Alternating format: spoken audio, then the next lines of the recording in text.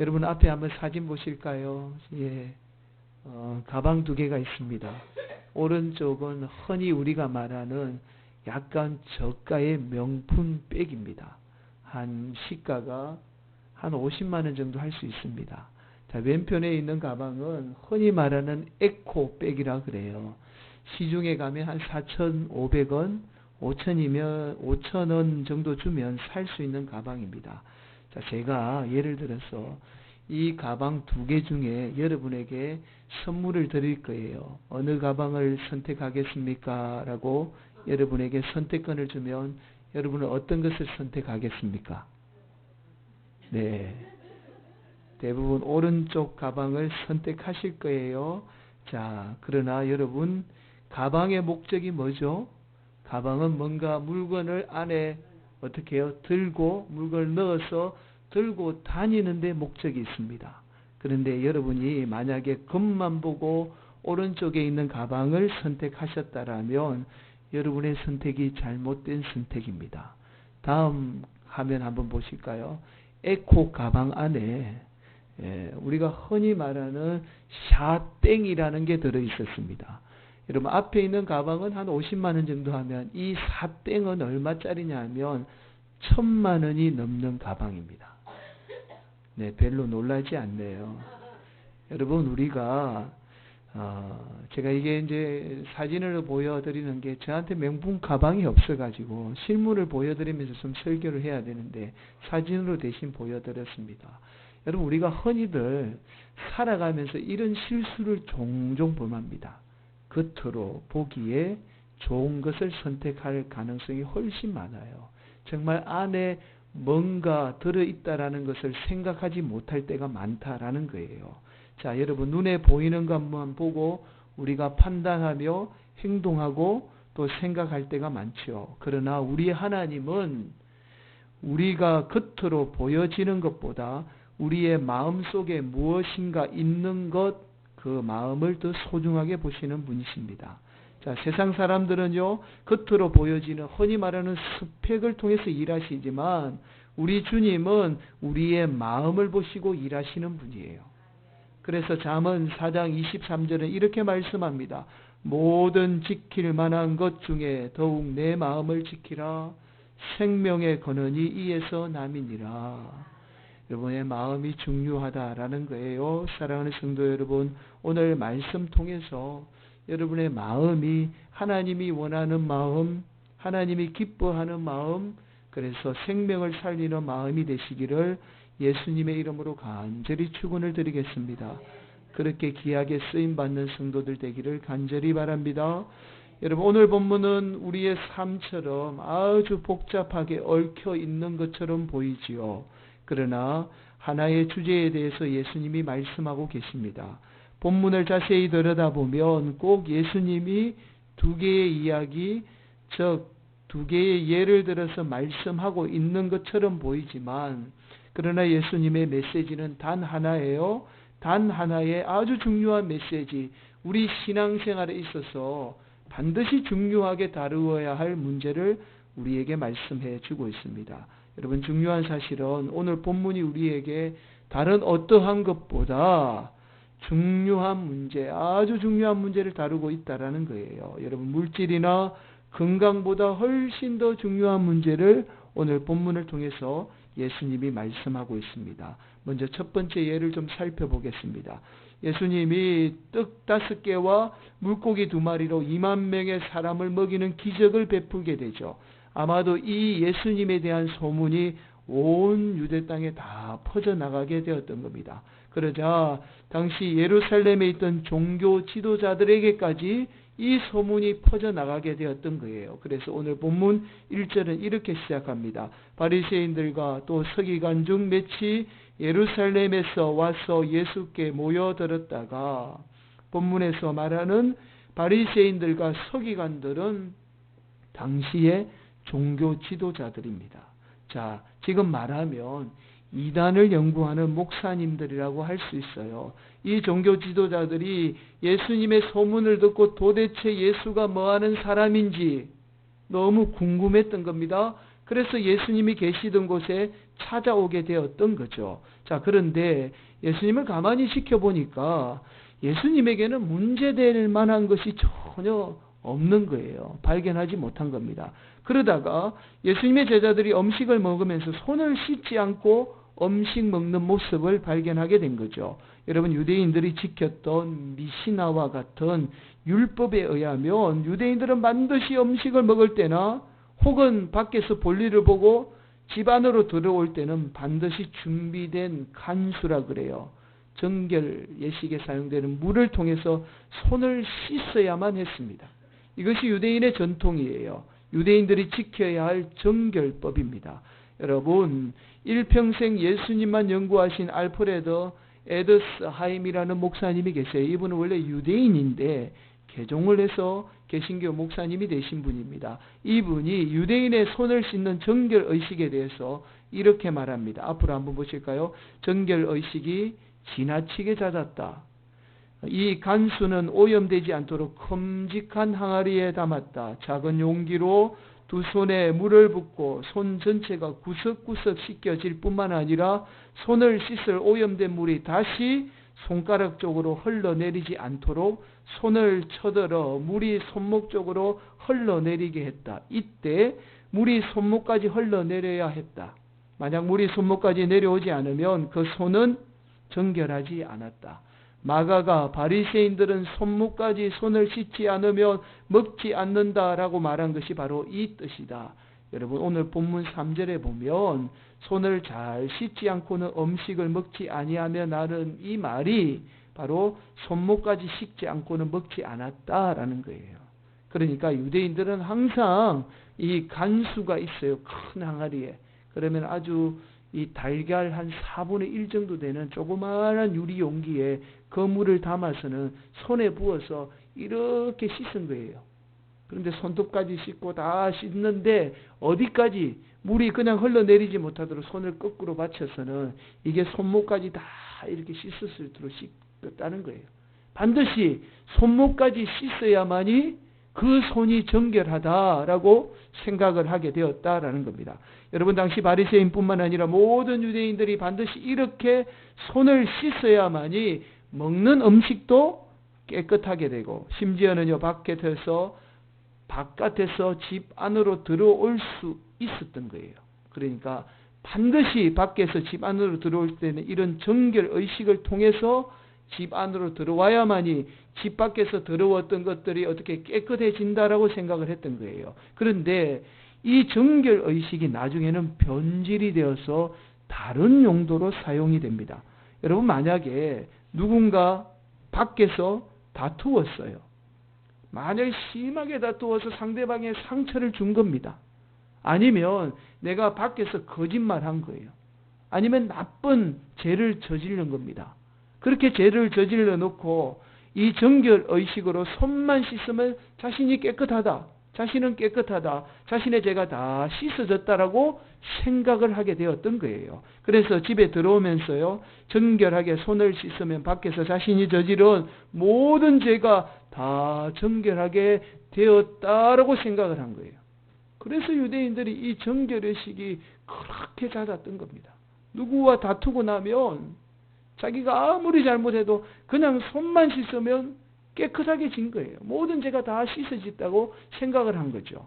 자, 이렇게 악한 일을 행하면서도 스스로 자신들을 어떻게 해요? 정결하다라고 생각한 바리새인들과 서기관들을 향해서 예수님은 이렇게 말씀하죠. 6절입니다. 이르시되 이사야가 너희 외식하는 자에 대하여 잘 예언하였도다. 기록하였으되 이 백성이 입술로는 나를 공경하되 마음은 내게서 멀도다. 여러분, 이사야 선지자의 말을 인용해서 입술로는 하나님 공경한다, 하나님 잘 믿는다, 예수님 잘 믿는다라고 말하면서 실제로는요, 지금 바리새인들과 서기관들이 과거에 이스라엘 백성들이 잘못했던 그 잘못을 다시 반복하고 있다라는 거예요. 9절은 이렇게 말씀하죠. 또 이르시되 너희가 너희 전통을 지키려고 하나님의 계명을 잘 저버리는도다. 하나님의 말씀은 어기면서 손만 씻으면 깨끗해지고 손만 씻으면 모든 죄가 다 씻어진다라고 생각을 한 거예요. 그래서 하나님 말씀은 저버리고 자신의 전통만 열심히 지키고 있다라는 거죠. 그리고 예수님이 또 하나의 예를 들어서 말씀하죠. 자, 10절 11절입니다. 우리 함께 봉독합니다. 시작. 모세는 내 부모를 공경하라 하고 또 아버지나 어머니를 모욕하는 자는 죽임을 당하리라 하였거늘 너희는 이르되 사람이 아버지에게나 어머니에게나 말하기를 내가 드려 유익하게 할 것이 고르반 곧 하나님께 드림이 되었다고 하기만 하면 그만이라 하고. 여러분, 동서양을 막론하고 모든 문화권에서 부모님을 공경하는 것을 최고의 미덕으로 삼죠.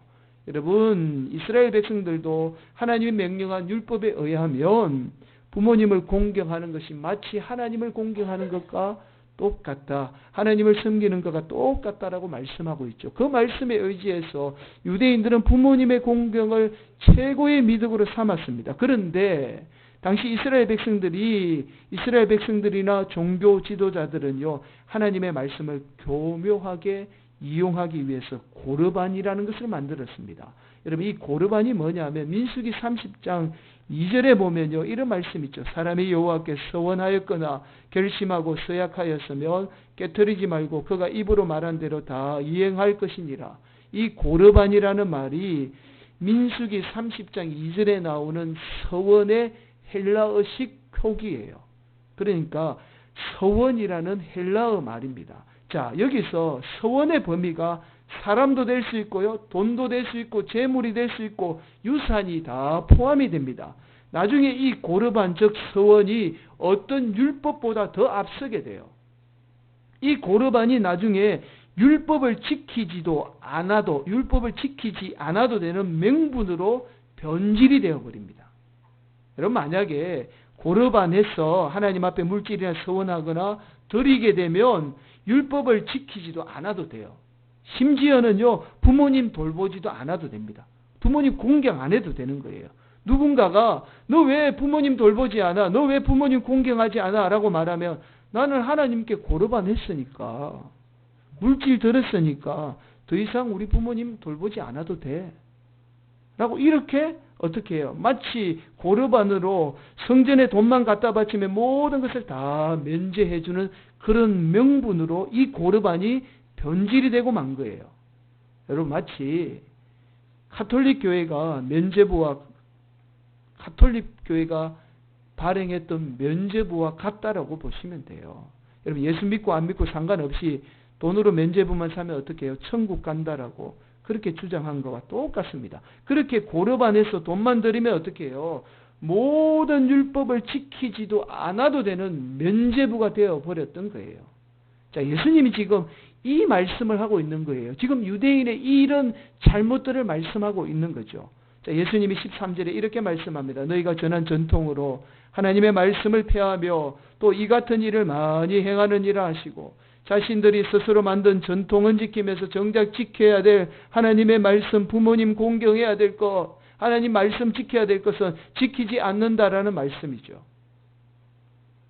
결론적으로 예수님이 23절에 이렇게 말씀하죠. 이 모든 악한 것이 다 속에서 나와서 사람을 더럽게 하느니라. 결국 이스라엘 백성들이 지키려고 만든 전통 율법이 어디에서 나왔죠? 사람의 생각에서 나온 거예요.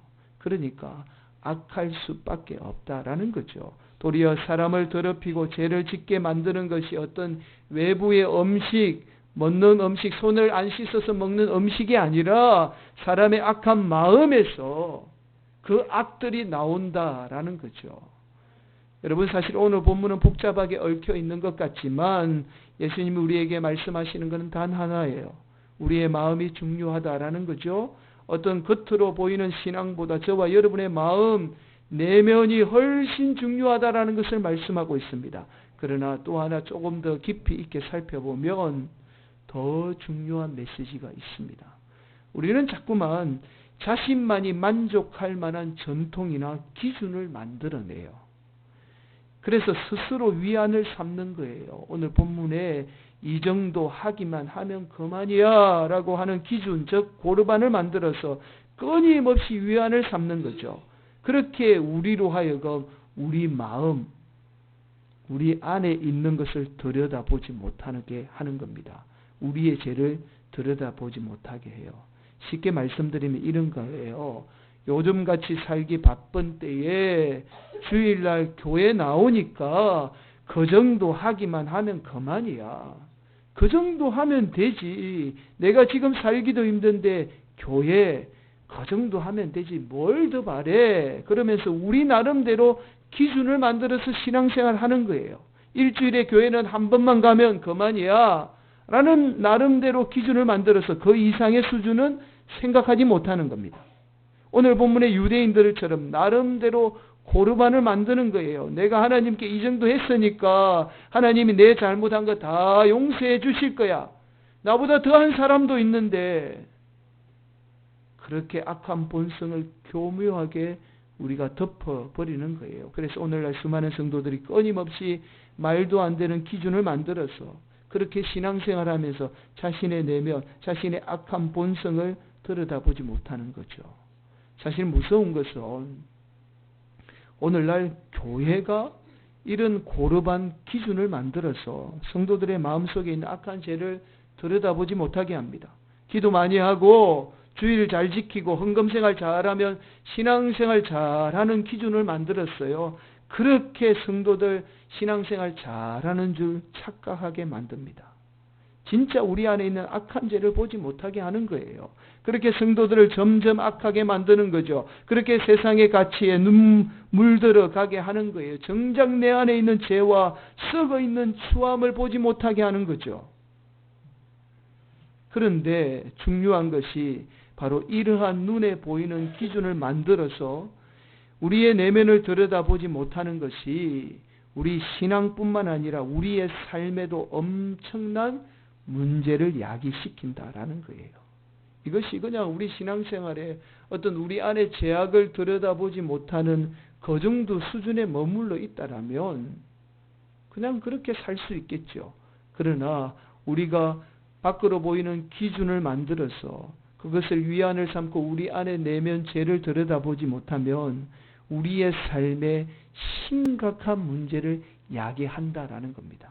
이것이 문제죠. 여러분 고든 맥도날드 목사님의 내면 세계의 질서와 영적 성장이라는 책이 있죠. 이 책은 국내에서만 무려 40만 부 이상 팔린 아주 세계적인 초베스트셀러입니다. 이 고든 맥도날드 목사님이 한때 미국 내에서 제일 영향력이 있던 목사님 중에 한 분이었죠. 대형 교회에서 담임 목사를 했고요.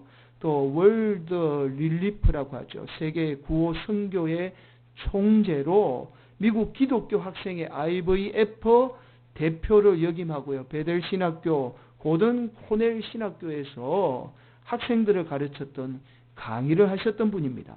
이 책에서 고든 맥도날드 목사님은 함몰 웅덩이 증후군이라고 해요. 우리가 말하는 싱크홀이죠. 앞에 사진 보실까요?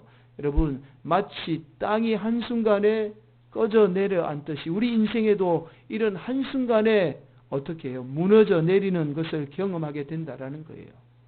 실제로 이 고든 이 맥도날드 목사님의 한순간의 실수로 모든 것을 다 잃게 됩니다. 우리 인생에도 마음이죠. 우리 마음이 건강하지 않으면 한순간에 모든 것을 잃게 되는 싱크홀을 경험하게 된다라는 거예요. 그래서 우리 마음이 중요하다라는 거죠. 고든 맥도날드 목사님이 모든 것을 다 잃고 난 후에 깨달은 사실이 자신이 하려 한 것을 쫓아 바쁘게 살았던 것이 사실은 이것이 서서히 자신을 무너뜨리고 있었다라는 것을 뒤늦게 깨닫게 된 거죠. 이 책에서 이렇게 말합니다. 성공을 표시하는 상징 기준에 집착하는 사람은 한순간에 모든 것이 다 무너지고 만다. 또 이런 이야기를 하죠. 하나님이 우리 인간을 창조하실 때에 우리를 내면 세계로부터 외부 세계를 지향할 때에 가장 잘 살 수 있도록 창조하셨다. 결국 우리의 삶이 내가 만든 기준 세상의 가치를 쫓아 살지 않고 참 진리이신 예수님을 지향할 때에 우리는 어떻게 해요? 가장 잘 살 수 있다라는 거예요. 여러분 사탄 마귀의 전략은 단 하나예요. 우리가 눈에 보이는 기준 만들어서 그거 위안받고 살게 하는 거예요. 그 기준 이루면 행복하고 그 기준대로 살면 우리가 잘 산다라고 그렇게 사탄 마귀가 교묘하게 유혹하죠. 오늘 본문에 어떻게 해요? 유대인들처럼 그 정도 하기만 하면 그만이지. 그 정도 하면 되지. 라는 생각을 갖도록 만들어요. 그리고는 우리 마음을 들여다보지 못하게 하는 거죠. 여러분, 오늘 이번 주 새벽기도 시간에 우리 성도들과 함께 나눈 말씀이 로마서 14장 17절 말씀입니다. 로마서 14장 17절에 이런 말씀이 있죠. 하나님의 나라는 먹는 것과 마시는 것이 아니요 오직 성령 안에 있는 의와 평강과 희락이라. 여러분, 여기에서 말하는 하나님의 나라는 바실레이아라는 명사예요.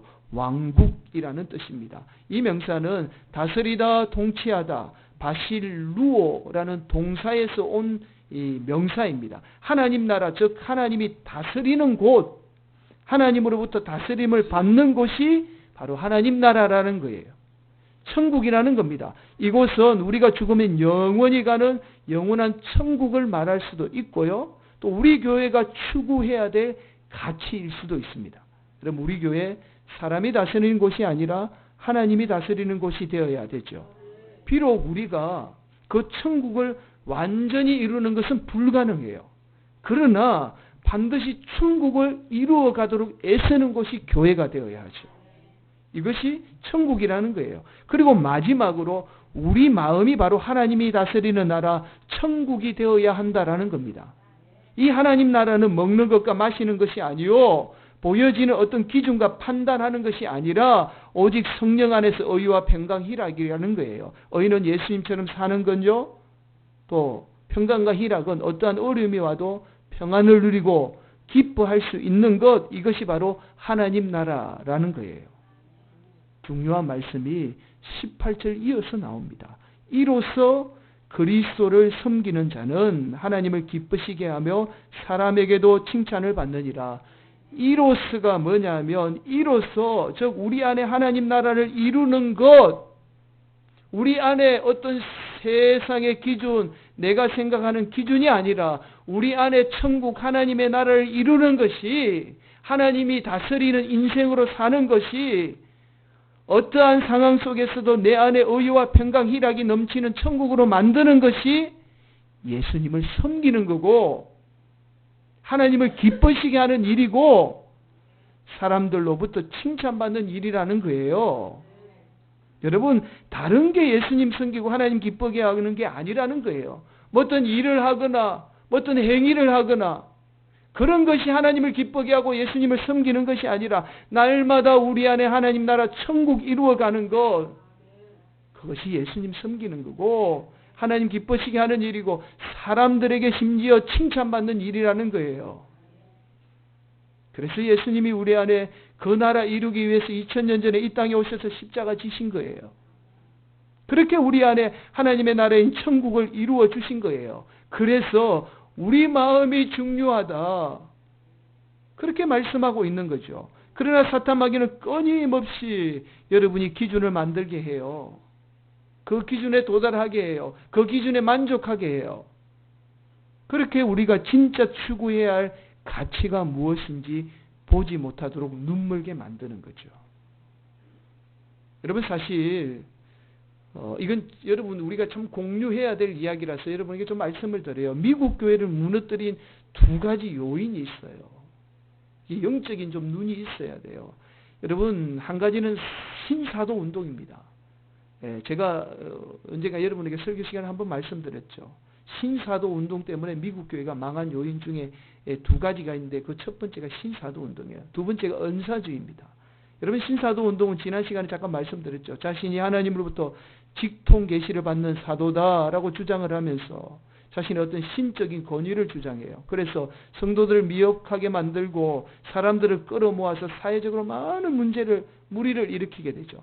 그래서 믿지 않는 사람들로부터 비난받고 교회가 미국 사회로부터 완전히 외면을 당하게 되었습니다. 이것이 미국 교회를 무너뜨린 첫 번째 요인이에요. 두 번째가 은사주의입니다. 마치 초대교회를 지향하는 것처럼 주장하면서 초대교회의 성령의 강권적인 역사를 강조해요. 그래서 눈에 보이는 은사를 강조하죠. 그런데 이 은사주의가 자꾸만 성도들로 하여금 눈에 보이는 걸로 이끌게 만들어요. 그렇게 흔히 은사 있는 목사, 능력 있는 목사라고 생각을 해요. 그래서 그 목사에게 사람들이 몰려들게 만듭니다. 여러분, 초대교회가 그렇게 성령의 강권적인 역사가 있었지만 절대로 대형교회 만들지 않았습니다. 아셔야 돼요. 그렇게 사탄마귀가 교회가 커지도록 해요. 자, 교회가 커지면 자동적으로 뒤따라오는 게 목회자의 교만이고요. 그 교만으로 인해서 그 목회자 자신 들여다보지 못합니다. 내면의 신경을 쓰지 못해요. 그리고는 그 목회자를 한순간에 무너뜨리죠. 그렇게 사탄마귀가 목사뿐만 아니라 교회를 한순간에 세상 사람들로부터 조롱거리 만듭니다. 여러분, 대부분 미국 교회가 이 은사주의에 의해서 교회가 대형화되었고요. 그 대형교회 목사들이 다 그렇게 정말이에요. 하나같이 열이면 하나같이 다 그렇게 세상 사람들에게 조롱거리가 되었습니다. 덩달아 교회가 조롱거리가 된 거예요. 그렇게 미국 교회가 무너진 거예요. 여러분, 지금 한국 교회가 미국 교회를 그대로 따라가고 있잖아요.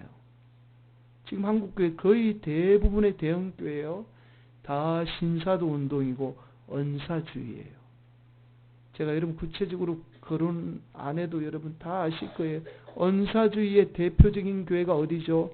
여의도에 있는 대형 교회잖아요. 그 목사님 은퇴하면서 세상 사람들의 손가락질하고 교회가 덩달아 비난받았지요. 한국교회 대형 교회가 그렇게 세상 사람들로부터 비난받고 있는 거예요. 조롱거리 되고 있는 거예요. 지금 사탄마귀가 그렇게 한국교회를 대형화시켜서 세상 사람들의 조롱거리로 만들고 있는 거예요. 그렇게 한국교회를 무너뜨리고 있는 겁니다. 여러분, 마치 거대한 건물이 붕괴할 때에 처음에는 서서히 균열이 생겨요. 여기저기서 서서히 비난이 쏟아지는 겁니다. 자, 그러다가 한순간에 주저앉고 마는 거예요. 그렇게 무너지고 마는 겁니다. 여러분, 예레미야 17장 9절에 이렇게 말씀해요. 만물보다 거짓되고 심히 부패한 것은 마음이라. 누가 능히 이를 알리오마는